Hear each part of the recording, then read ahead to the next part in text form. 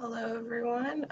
My name is Tatiana Eaves, and that is my email on the screen for if you want to contact me about anything. And this is my presentation on how I got my career in public policy. It's been a very interesting route through ecology for me.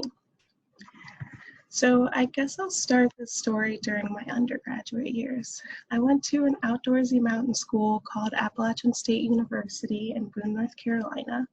I was an eager undergraduate who wanted to be an ecologist, and that's all I knew. I loved the environment, I loved all living creatures, and I loved asking questions. To me, that equaled field ecologist. I was so sure that that's what I wanted to do. So I volunteered in graduate students' labs to get experience and help them with their research, and I had a lot of fun. I got to identify bugs under a microscope, to identify stress hormones in reference to how many bugs were on goldenrod plants. You know, those really pretty, they're almost like weeds and they're yellow. They're beautiful.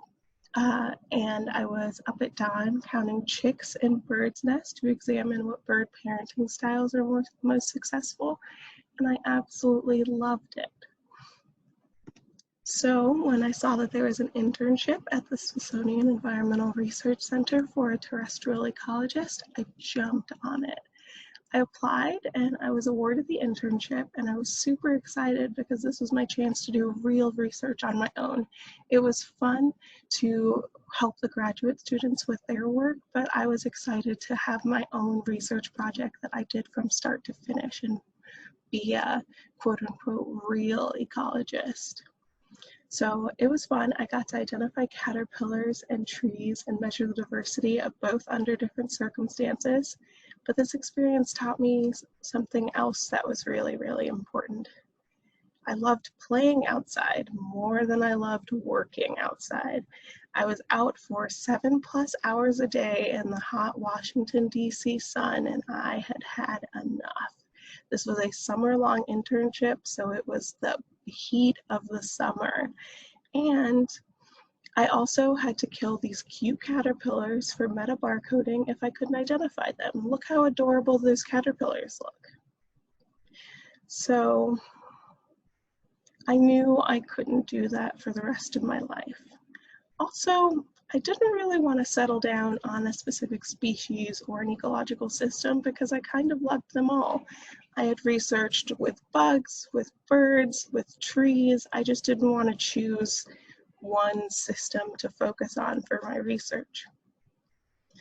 So, a little defeated, I applied for another internship. I realized I loved communicating science, so I applied for an internship with the USGS, translating their science into digestible bits for a wide audience, and I actually loved it.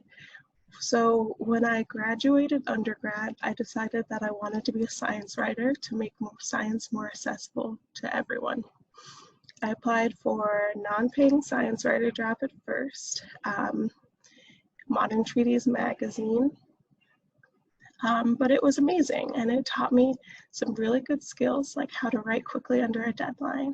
And that summer I was working as a waitress, so I had the time to work for free for this Modern Treaties magazine. I also picked up a few paid writing jobs, and so that meant I was officially working as a freelance science writer. However, I was still in Boone, North Carolina, and there aren't many opportunities for jobs there. So I thought, since I really loved DC from when I had that internship at the Smithsonian during undergrad, that it would be a great place to live. And we really had like nothing to lose. So my partner and I, both relatively jobless because I was freelancing, and that's pretty unpredictable.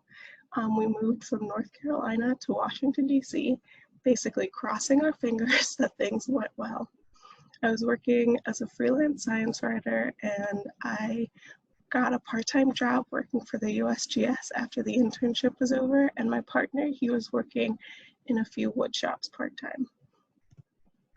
So I got to go to the ESA annual meeting to present my research, and this was after we had moved to Washington, D.C. This was a meeting in New Orleans. I got to present my research with the USGS, and I ran into people working for Frontiers through other people that I had talked to. And I had just asked them a bunch of questions about publishing and how to move forward in the science writing world.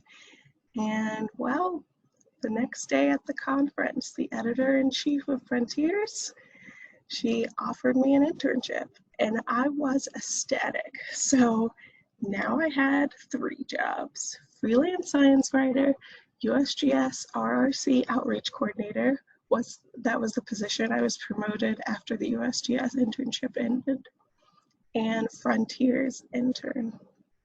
So I was there at Frontiers in Ecology and the Environment for about 6 months, and then my term was over with them. And the USGS job was also just part-time as well, so lots of part-time jobs while I was living in DC. So I applied for jobs like crazy. I was in Washington, D.C., and it was an expensive place to live, and I wanted to learn more about scientific publishing. And months after applying, I got a job at the American Association for the Advancement of Science, working as an editorial coordinator for the science family of journals. And well, as I learned more about scientific publishing, I was there for a really long time. I felt like I wasn't doing enough to help the field of science. I wanted to do more. Publishing was fun, but I felt like I wasn't advancing the field of science as much as I would like. So I thought about public policy, and I had been interested in policy really since Donald Trump went into office, because he was always stripping something away from science. And I always had to keep up and see what was going on. Things were always changing so quickly. So I decided I wanted a master's. Since I didn't quite fit as a field ecologist, and I didn't quite fit as a science publisher, maybe I would fit as an environmental policy analyst. So I got my master's in environmental science and policy while working at AAAS full-time. And after I did that, I started applying for policy jobs while I was still working at AAAS. And well, I finally hooked one. I was applying for months and months and months. This was a very long process, and I want to stress this really hard, that it took me a very, very long time to find this job. I was searching for almost 6 months for a job. So it takes a really long time sometimes. So I finally hooked a really cool job, and it's with the Clark Group. The Clark Group is a small environmental policy consulting firm, and there I work to implement environmental law and policy for local, state, and federal government, tribes, nonprofit organizations, and applicants interested in interacting with the federal government. So that basically means we take on government clients and help the agencies comply with environmental laws. So it's a bit science communication, and it's a bit science policy. It's a lot science policy. So if, for example, this could be helping a federal agency comply with the National Environmental Policy Act, or helping a city make a plan to reach net zero emissions by 2050. And I absolutely love it. I feel like I'm finally making the difference that I wanted to make. And this is where we are today. I think I'll stay in this sector of science for a while. So if there are a few things you should take away from my story, it's this: do as many internships as possible, as early as possible. Do it while you're an undergraduate. Do them over the summer.